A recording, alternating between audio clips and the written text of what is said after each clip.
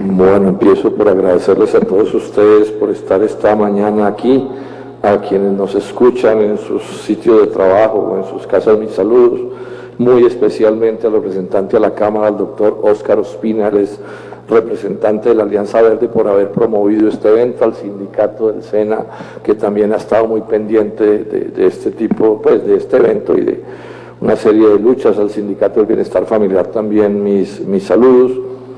Llego pues a última hora, pero estaba en una audiencia en la Corte Constitucional sobre el tema de la ley de Sidres, que es otro pleito, digamos, que tenemos con el gobierno nacional. Entonces, pues bueno, pero afortunadamente alcancé a llegar y agradezco nuevamente la hospitalidad del doctor Óscar Ospina. Voy a mencionar brevemente unas cuantas cosas. La primera, resaltar la importancia del SENA y del tipo de educación que brinda el SENA. Este es el primer punto del debate, porque en buena medida se agrede y se maltrata al SENA con un discurso retardatario, estúpido además, de menospreciar el tipo de educación no formal que brinda el SENA, ese tipo de educación, con el cuento de que como no son doctores lo que allí se gradúa, entonces eso como que es una cosa despreciable, que no vale la pena. Sí, entonces hacen demagogia neoliberal diciendo que es que a ellos lo que les gusta es pues la altísima academia y un poco de palabrería barata, realmente es barata, me excusan el tono con el que estoy hablando, porque si ustedes por ejemplo van a Alemania o a cualquier país desarrollado, van a encontrar que este tipo de educación es una educación cuidadísima, protegidísima por el Estado, defendida, valorada, respetada. A la gente que tiene este tipo de educación la valoran muchísimo y se los luchan en las empresas para que estén allí. ¿Y por qué? Por un problema elemental del desarrollo del conocimiento que es muy fácil de entender. Cuando uno va a pasar un jet, un avión, lo primero que tiene que pensar es, bueno, ¿cuánto conocimiento va en ese avión? ¿Cuánto trabajo hay en ese avión? Eso no vuela solo. Y en el primer término hay un conocimiento y un trabajo, digamos, el de los físicos puros, o sea, gente que estudia física pura, y entonces se basa en las cosas más complejas de la física, del electrón, del átomo, etcétera, etcétera, y sin esos el avión no vuela. Pero hay otros, los ingenieros aeronáuticos, por ejemplo, súper claves también, la aerodinámica, los metales, los materiales, el ala, no sé qué cosas, y sin esos el avión tampoco vuela. Y aquí nos quieren meter el cuento de que esos son los únicos que se necesitan para que vuele un avión. Pues muy mensos los que digan eso, porque resulta que ese avión tampoco vuela si por ejemplo no hay un técnico que sea capaz de empatar los cables a la perfección. O sea, usted puede tener la mejor física en un avión, puede tener la mejor ingeniería en un avión, pero si usted no es capaz de empatar bien los cables, representante, pues se le cae el avión, porque no se transmite la energía como se tenía que transmitir y listo. Y eso en cualquier país civilizado del mundo es un oficio importantísimo sobre el cual hay educación en serio, así sea distinta de la que puede haber en el caso de la física pura o de la ingeniería aeronáutica. Quiero resaltar esto. Entonces, lo primero es que valoremos la importancia de esto y defendamos esto a capa y espada. Ningún país puede salir del desarrollo si no valora, protege y defiende este tipo de formación. Son tipos de formación diferentes. Yo diría que no son ni siquiera unos mejores que otros, ni mucho menos, sino son diferentes, como tantas cosas en la vida que son valiosas y son diferentes.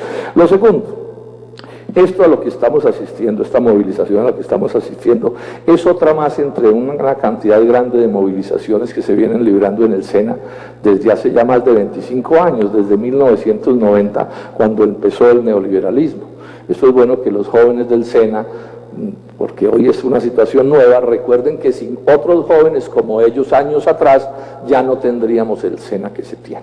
Y ha sido una ofensiva sistemática contra el SENA para privatizarlo o para debilitarlo y desfinanciarlo, que si no ha tenido éxito del todo es porque aquí ha habido una lucha de 25 años por lo menos, encabezada por el Sindicato de Trabajadores del SENA, todos los aprendices del SENA, los instructores, los profesores, todo el mundo, toda una vida defendiendo esto. ¿En contra de qué? De las concepciones neoliberales que no creen en este tipo de formación, porque la primera característica del libre comercio y del neoliberalismo de las últimas décadas en Colombia es destruir la producción industrial y es destruir la producción agropecuaria, porque la teoría es que Colombia no debe estar en el mundo de la producción compleja, sino importar esas cosas desde otras latitudes y aquí dedicarnos a la producción de materias primas agrícolas y mineras. Entonces, en el esquema general de esta minoría que malgobierna Colombia, todos los presidentes desde 1990 hacia acá, este tipo de cosas de las que estamos hablando les carecen de importancia, y entonces si no han desbaratado esto es porque no han podido. Pero también digamos una cosa, la privatización ha avanzado duro en el SENA. Por ejemplo, en la forma de contratación de los instructores, ahí el avance es inmenso. En la forma de subcontratar, bueno, y en otra serie de prácticas y de filosofías estúpidas, además diría yo, que parten de la base de despreciar el trabajo manual y el trabajo pues con tornos, con máquinas, con una cantidad de cosas que son parte de la economía. Entonces, reivindico que sin la lucha que se ha librado con personas, para mencionar uno solo, como Wilson Arias, que fue presidente de este sindicato hace muchos años, no tendríamos el SENA que conocemos. En los últimos años han pasado dos cosas. Primero, la reforma tributaria del 2012, que le hizo un tiro a muerte al SENA, porque tiró a despojarlo de unos recursos específicos que han financiado al SENA y al bienestar familiar. En la lucha que hicimos en esos días y en las movilizaciones con la gente del SENA, y aquí estuvimos con Wilson en el Congreso y todo, logramos pararles en parte el golpe, y quedó el CRE y otros recursos que, digamos, en cierto sentido le garantizaron al SENA seguir operando. Pero la lucha sigue. Estos tipos, estos de los malos gobiernos, no, o sea, son como la gota que cae, no deja de caer en sus propósitos de servirle a las transnacionales y al capital extranjero. Entonces, en este momento estamos padeciendo dos ataques contra el SENA, que tienen movilizado afortunadamente a quienes allí laboran o estudian. Uno, un recorte presupuestal importante. Veía que en el presupuesto de este año hubo un recorte de cerca de 1 billón de pesos, y eso empieza a dañar el funcionamiento de la institución, por supuesto. Sí, esto sin recursos no es posible actuar bien. Y están cocinando otro de $0,5 billón para el año entrante. Sí, ellos se las ingenian, a pesar de que logramos que en la reforma, repito, tributaria del 2012 las cosas no fueran tan graves, lograron avanzar y están haciendo estos dos ataques que hay que señalar. Y viene un tercero, que es de extrema gravedad, tanto contra el SENA como contra el bienestar familiar, que es de acabar definitivamente los ingresos de destinación específica y meter las platas tanto del SENA como del bienestar familiar a una bolsa, porque hoy están, digamos, protegidas, legalmente protegidas, por lo menos parcialmente, meter todos esos recursos a una bolsa, pues donde harán con ellos lo que se les dé la gana, incluidos no dárselos ni al SENA ni al bienestar familiar, porque finalmente esos son dos programas que no les interesan de verdad a quienes nos gobiernan a Colombia. Entonces yo insisto en la importancia y en la gravedad de que esto está sucediendo, en la importancia de este evento que programa el representante Óscar Ospina en muy buena hora, y llamo a todos quienes nos interesan estas cosas y tenemos un sentimiento patriótico, nacionalista, de amor de verdad por este país, a que sigamos defendiendo esta institución como defendemos también al bienestar familiar. Y eso incluye movilizarnos. Eso hay que decirlo con todas las letras. La movilización es parte de la democracia. País donde la gente no se puede movilizar no es una democracia. Digan lo que digan los cartelitos y digan lo que digan los artículos de la Constitución. Es que aquí quieren hablar de democracia, pero cuando la gente dice, bueno, voy a ejercer mi democracia, que incluye no estar de acuerdo, movilizarse, reclamar, hablar, expresarse, le dicen, no, eso sí no. Usted puede reclamar, pero eso sí, con la boca cerrada, sentadito donde yo le diga y donde nadie lo vea, porque esto es una democracia perfecta y no sé qué más vainas dice. Entonces yo aquí me uno al reclamo que se está haciendo para que el gobierno nacional y la dirección del SENA actúe con la lógica que se debe actuar, que es respetar el derecho a esta movilización, y no que no resulte que cada vez que alguien dice pío, le mandan unos 100 marcianos o más, o 1000 o los que sean de esos marcianos del SMAT, ¿sí? Que lo que llegan es a asustar a la gente y a golpearla cuando sea necesario. Eso no es de un estilo democrático y hay que insistir en el derecho a movilizarse. Derecho que al final no se gana sino ¿cómo? Movilizándose.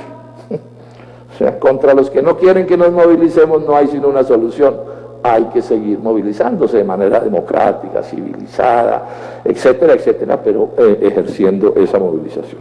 Termino diciendo esto. Ese es una especie de tema obligatorio en estos días. Sí al proceso de paz, sí votar el 2 de octubre. ¿Por qué digo que votar sí el 2 de octubre? Porque vamos a poder salir de una lucha armada de medio siglo que nada bueno le dejó a Colombia.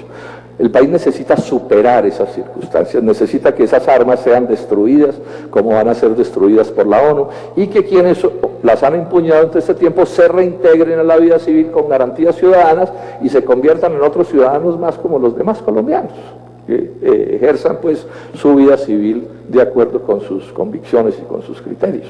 Eso es lo que se va a votar y por eso yo insisto en que hay que votar sí, pero esto es bien importante y lo ato con lo anterior.